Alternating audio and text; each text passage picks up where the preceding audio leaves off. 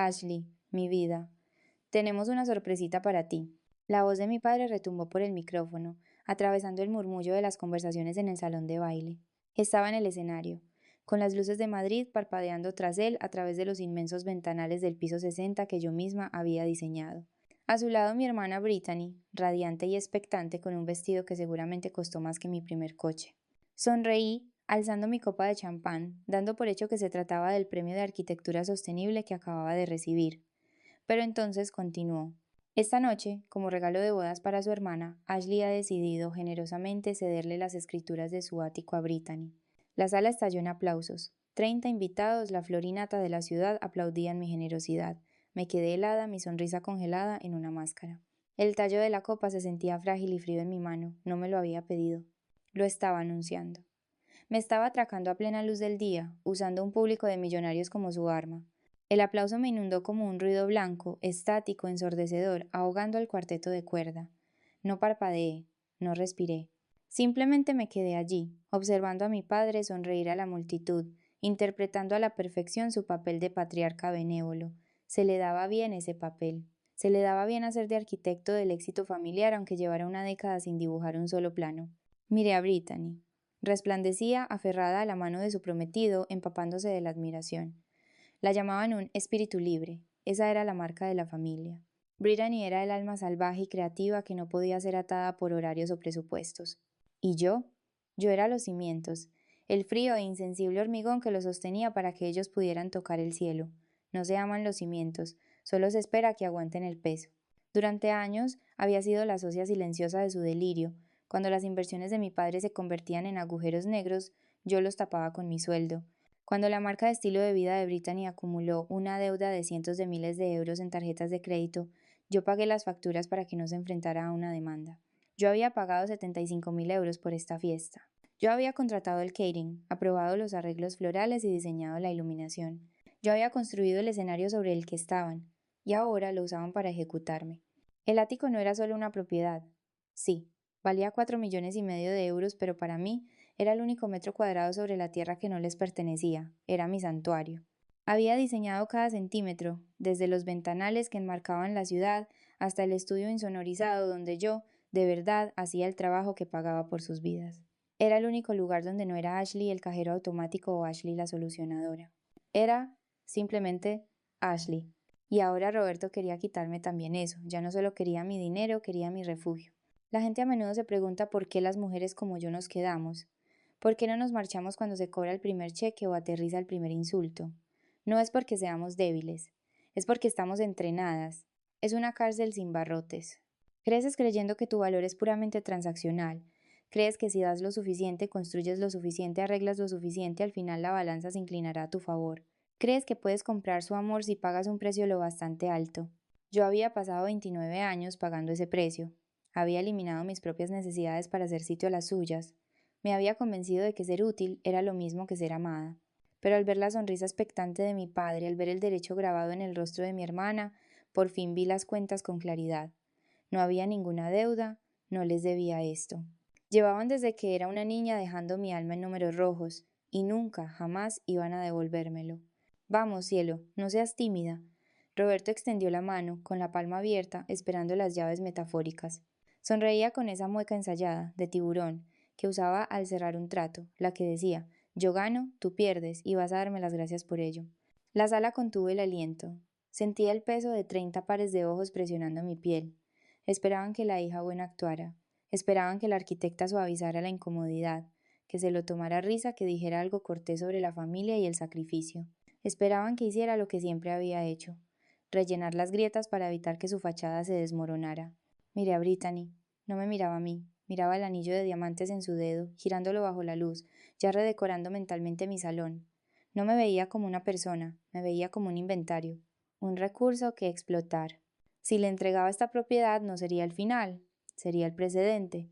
El año que viene sería mi cartera de acciones. Al siguiente, mi fondo de pensiones. Volví a mirar a mi padre. Su mano seguía extendida, firme. Estaba tan seguro de mí.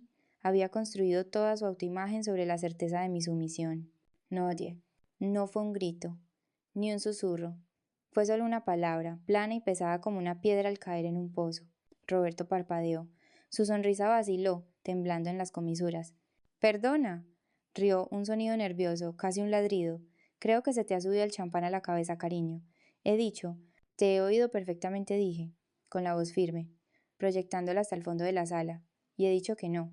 No voy a darle mi casa a Brittany, ni esta noche, ni nunca. El silencio que siguió fue absoluto, de esos que te dejan sin aire. Los inversores se removieron en sus asientos, los camareros se quedaron inmóviles. La ilusión de la familia feliz, rica y generosa se hizo añicos en tiempo real. La cara de Roberto se tornó de un rojo moteado y feo. Vi el pánico estallar en sus ojos. No era ira, sino puro y absoluto terror. Acababa de humillarlo delante de las mismas personas cuyo dinero necesitaba para sobrevivir. Se acercó, invadiendo mi espacio personal, y siseó con una voz que solo yo podía oír. Arréglalo, pequeña zorra desagradecida. Arréglalo ahora. No me inmuté, no retrocedí. Lo miré directamente a los ojos. Se acabó, Roberto. La máscara no solo se deslizó, se desintegró. Su brazo se movió antes de que pudiera registrar la amenaza. Fue un borrón, la liberación de décadas de ira y privilegio. ¡Zas! El sonido fue nauseabundamente alto, como un disparo en el silencioso salón. Mi cabeza se giró bruscamente. El impacto me quemó el pómulo, caliente y punzante. Sentí como mi pendiente de perlas se arrancaba de mi oreja. Trazó un arco en el aire, captando la luz por un instante antes de chocar contra la torre de copas de champán. El cristal estalló. Una lluvia de añicos cayó sobre el mármol. Me quedé allí, saboreando el cobre en mi boca. La sala entera ahogó un grito. Pero en ese instante congelado, mientras la onda expansiva recorría a la multitud, algo extraño sucedió dentro de mí. El miedo se evaporó, el dolor se desvaneció. Miré a mi padre. Respiraba con dificultad, con la mano aún en alto, el pecho agitado. Y por fin lo vi. Vi la verdad. A menudo confundimos la rabia del narcisista con fuerza. Creemos que su violencia, sus gritos, sus exigencias son signos de poder, pero no lo son. Son síntomas de inanición. Allí de pie, con la mejilla palpitante, mirando a este hombre que temblaba no de adrenalina sino de pavor, me di cuenta de que no era un titán, era un parásito, y a los parásitos les aterroriza el huésped. No me pegaba porque fuera fuerte, me pegaba porque estaba vacío. No tenía dinero, ni talento, ni legado, solo me tenía a mí. Había construido un castillo sobre mi espalda, y yo acababa de levantarme. Su violencia no era un acto de dominio, era el pánico agónico y desesperado de un hombre que ve cómo su única fuente de oxígeno se va por la puerta. Él no me poseía, él me necesitaba, y esa necesidad era su debilidad. No grité, no lloré. Lentamente levanté la mano y toqué la piel ardiente de mi mejilla. Se sentía caliente, ajena, como si perteneciera a otra persona. Miré los cristales rotos en el suelo, los fragmentos brillando bajo las lámparas de araña que yo misma había elegido de un catálogo en Milán hacía 3 años. Roberto esperaba. Esperaba las lágrimas, esperaba la disculpa o el ataque de nervios que le permitiría intervenir, interpretar al perdonador magnánimo y guiarme de nuevo al redil de la sumisión. Esperaba que me derrumbara porque había pasado 29 años debilitando la integridad estructural de mi autoestima. Pero había cometido un error de cálculo crítico. Creyó que estaba golpeando a su hija. Olvidó que estaba golpeando a la arquitecta del mismo edificio que pisaba. Me di la vuelta. No dije una palabra. No miré a mi madre, que se tapaba la boca con una mano temblorosa pero permanecía en silencio, como siempre. No miré a Brittany, que miraba al suelo, probablemente ya preocupada por cómo afectaría esto a su número de seguidores. Simplemente les di la espalda. El sonido de mis tacones sobre el mármol era el único ruido en la sala. Clac, clac, clac. Era un metrónomo marcando el final de su era. Pasé junto a los camareros congelados, junto a los inversores boquiabiertos, y empujé las pesadas puertas dobles. El pasillo exterior era fresco y silencioso. El aire acondicionado zumbaba con una frecuencia que conocía de memoria porque yo misma había calibrado las especificaciones. Caminé hacia los ascensores, con la respiración tranquila, el pulso volviendo a un ritmo normal. El pánico había desaparecido. El dolor estaba guardado en una caja etiquetada como por datos irrelevantes. Metí la mano en el bolso y saqué el móvil. Mis manos no temblaban. Estaban firmes, precisas, las manos de alguien que dibuja líneas con una exactitud milimétrica. No abrí mis contactos, no llamé a la policía. Abrí una aplicación que nadie más en ese salón tenía. Era la interfaz de control maestro para el sistema de gestión del edificio. Una puerta trasera que había codificado en la infraestructura de seguridad durante la construcción para la arquitecta principal en caso de fallos de emergencia del sistema. O en caso de una adquisición hostil. Escaneé mi retina. La pantalla parpadeó en verde, acceso concedido. Nivel 5, administrador. Pasé de largo los controles de iluminación y los ajustes de temperatura. Encontré la pestaña marcada como por protocolos de seguridad. Mi dedo se detuvo sobre un comando llamado por cierre prioritario. Sector 4. El sector 4 era el salón de baile. Lo pulsé. En la pantalla, una barra de estado se cargó. Iniciando. Dentro del salón, la música se estaría cortando justo ahora. La iluminación ambiental cambiaría de por calidez de gala por brillo de seguridad. Los ascensores de servicio de alta velocidad quedarían inmovilizados. Las puertas principales permanecerían abiertas, no los estaba secuestrando, pero las tarjetas de acceso VIP que Roberto y su equipo usaban para anular los sistemas del edificio eran ahora pisapapeles digitales. Ya no era una hija huyendo de casa, era la operadora asegurando una zona comprometida. Observé cómo los números del ascensor descendían, 60, 59, 58. Estaba dejando la toxicidad en las nubes. Estaba descendiendo de nuevo a la tierra, a la realidad, donde las acciones tienen consecuencias y la gravedad siempre gana. Las puertas del ascensor se abrieron con un suave tintineo, depositándome en el vestíbulo. Era una caverna de mármol y silencio, en crudo contraste con el caos que acababa de diseñar 60 pisos más arriba. El mostrador de conserjería estaba vacío. Las puertas giratorias quietas. Solo estábamos yo y el eco de mi propia respiración. Mi teléfono vibró en mi mano, un zumbido implacable y furioso. Miré la pantalla. Madre, has destrozado a esta familia. Sube ahora mismo y pide perdón. Brittany está histérica. Brittany. Te odio, solo estás celosa porque papá me quiere más a mí. Devuélveme mi casa. Me quedé mirando los mensajes, la luz azul iluminando el polvo de mi bolso. No preguntaron si estaba bien. No preguntaron si me dolía la cara donde me había golpeado. Solo les preocupaba la interrupción de la transacción. Estaban enfadados porque el cajero automático no solo había dejado de dar dinero, sino que se había tragado sus tarjetas. Guardé el teléfono en el bolso sin responder. El silencio es una respuesta poderosa. Es la única respuesta que gente como ellos entiende. Unos faros barrieron la fachada de cristal del edificio, cortando la oscuridad de Madrid. Una larga limusina negra se detuvo junto a la acera, moviéndose con la gracia lenta y depredadora de un tiburón. No era de alquiler. Era un Lincoln Continental de 1968, impecable y aterradoramente elegante. El conductor salió, un hombre con un cuello tan grueso como el tronco de un árbol, y abrió la puerta trasera. Primero apareció un bastón, madera de ébano con una empuñadura de plata en forma de cabeza de halcón. Luego una mano, delgada y venosa pero firme como una roca. Finalmente la abuela Patricia salió a la acera.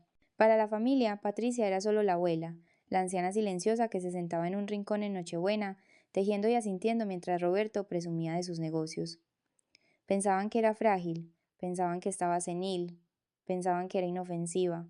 No tenían ni idea de que ella era la presidenta del Consejo de Administración. Al verla allí de pie, bajo las farolas envuelta en un abrigo que costaba más que el salario anual de Roberto, sentí una oleada de náuseas. No era miedo a ella, era el vértigo de darme cuenta de lo cerca que había estado del precipicio. Si no hubiera hecho ese pacto secreto con ella hacía 3 años, esta noche habría sido mi funeral. Recordé el día en que encontré las discrepancias en los libros de la empresa. Vi cómo el dinero se desangraba, miles desviados a cuentas fantasma vinculadas a mi padre. Podría haber ido a la policía, podría haberlo confrontado. En cambio, fui a la residencia donde Patricia se recuperaba de una operación de cadera. Le llevé los archivos, le mostré los números. Recuerdo cómo miraba las hojas de cálculo, sus ojos agudizándose, pasando de un azul nublado a un acero penetrante. No se sorprendió. Había estado esperando. Me dijo, una mujer lista no mata a la serpiente cuando está en la hierba. Espera a que se ahogaba asfalto. Me ofreció un trato. Yo mantendría la empresa a flote, arreglaría la podredumbre estructural y dejaría que Roberto creyera que estaba al mando. A cambio, ella me protegería cuando llegara el momento. Si no hubiera aceptado ese trato, si hubiera sido buena, si hubiera intentado arreglar las cosas con amor en lugar de con poder, ahora mismo no tendría casa. Estaría arriba firmando esas escrituras, llorando en el baño, creyendo que no tenía otra opción. Eso me aterrorizaba más que la bofetada. La conciencia de lo frágil que era en realidad mi seguridad. Patricia atravesó las puertas giratorias. No miró la arquitectura, era la dueña. Se detuvo frente a mí, su mirada descendiendo hasta mi mejilla roja e hinchada. Sus ojos se entrecerraron, la única señal de emoción que se permitió. ¿Está asegurada la zona?, preguntó. Su voz no era el tono vacilante que usaba en Navidad, era grave y autoritaria. Sí, señora, dije. El cierre prioritario está activo. No pueden salir hasta que se lo permitamos. Asintió una vez. No me abrazó. No me ofreció consuelos vacíos. Me ofreció algo mejor. Me ofreció artillería. Bien, dijo ajustándose los guantes. Entonces, subamos. Tengo que entregar un aviso de despido. El viaje de vuelta al piso 60 fue diferente. No era el lento descenso de la huida, era el rápido ascenso del juicio. Las puertas se abrieron con el mismo suave tintineo, pero el salón de baile parecía otro planeta. El cierre prioritario había cambiado la iluminación a una luz blanca, fría y cruda, el modo de seguridad. La música había desaparecido. Los invitados murmuraban, acurrucados en grupos, sus ropas caras parecían chabacanas bajo las luces duras. Roberto se paseaba cerca del escenario, gritando a su teléfono, probablemente intentando averiguar por qué los ascensores de servicio estaban bloqueados. Brittany estaba sentada en una silla sollozando, mientras mi madre le daba palmaditas inútiles en la espalda. Cuando Patricia entró, la sala enmudeció. No fue un silencio educado, fue el silencio de la presa que siente al depredador. No usó un micrófono, no lo necesitaba. Caminó hasta el centro de la sala, su bastón marcando un ritmo constante sobre el mármol. Yo me quedé a su lado, no como su nieta, sino como su segunda al mando. Roberto, dijo Patricia. Su voz se proyectó sin esfuerzo. Mi padre se giró. Cuando la vio, su cara pasó del rojo a un enfermizo tono grisáceo. Patricia, ¿qué haces aquí? Intentó reír, un sonido hueco y desesperado. Madre, esta es una celebración familiar privada. Deberías estar descansando. Esto no es una celebración familiar, dijo ella, su voz cortando su fanfarronería. Es un evento corporativo en una propiedad de la empresa. Y como presidenta del Consejo de Administración estoy aquí para llevar a cabo una evaluación de rendimiento no programada. Las palabras por presidenta del Consejo de Administración golpearon la sala como un puñetazo. Los inversores hombres que habían estrechado la mano de Roberto una hora antes se irguieron. Conocían ese título. Sabían quién firmaba realmente los cheques. Roberto tartamudeó. No sé qué te ha contado Ashley, pero está histérica. Está arruinando la noche de Brittany. Ashley no me ha contado nada, dijo Patricia. Metió la mano en el bolsillo de su abrigo y sacó un sobre grueso. Lo arrojó sobre la mesa más cercana. Aterrizó con un golpe seco. El equipo de contabilidad forense me lo ha contado todo. Se volvió hacia los invitados, su mirada recorriéndolos.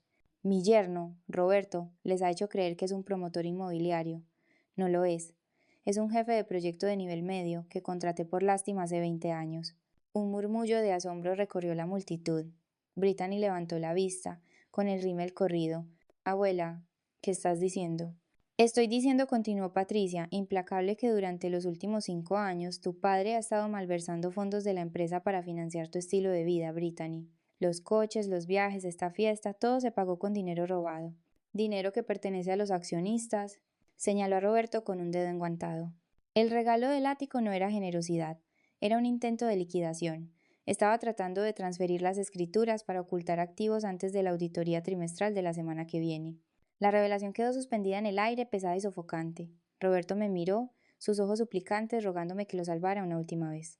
Pero yo me quedé allí, observando cómo el hombre que me había bofeteado se disolvía en un charco de miedo. Estás despedido, Roberto, dijo Patricia. Las palabras fueron simples, definitivas, con efecto inmediato. Tus tarjetas de acceso han sido revocadas, tus cuentas están congeladas.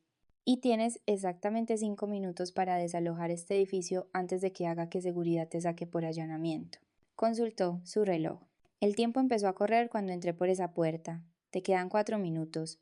La sala se sumió en el caos. No el caos ruidoso y bullicioso de la fiesta, sino el caos frenético y aterrorizado de la gente que se da cuenta de que su realidad acaba de evaporarse. ¿5 minutos?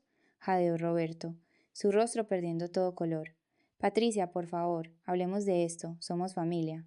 No dijo Patricia, su voz como el hierro. Somos una corporación, y tú eres un lastre. No lo miró a él, me miró a mí. Ashley, ¿quieres presentar cargos por la agresión? La pregunta quedó en el aire. Miré a Roberto. Sudaba, sus ojos se movían por la sala buscando un aliado, una escapatoria, cualquier cosa. Parecía pequeño, patético. El hombre que había aterrorizado mi infancia, que me había hecho sentir que no era nada sin su aprobación, ahora suplicaba clemencia. Y entonces miré a Brittany. Estaba desplomada en su silla, el rímel corriendo por sus mejillas, su boda de ensueño disolviéndose junto con la carrera de su padre. Me miró no con ira, sino con miedo. Se dio cuenta, quizás por primera vez, de que el grifo del dinero se había cerrado. No, dije, con voz tranquila. No necesito presentar cargos. ¿Estás segura? Preguntó Patricia, su mirada firme. Estoy segura, dije. Verle perder su reino es castigo suficiente.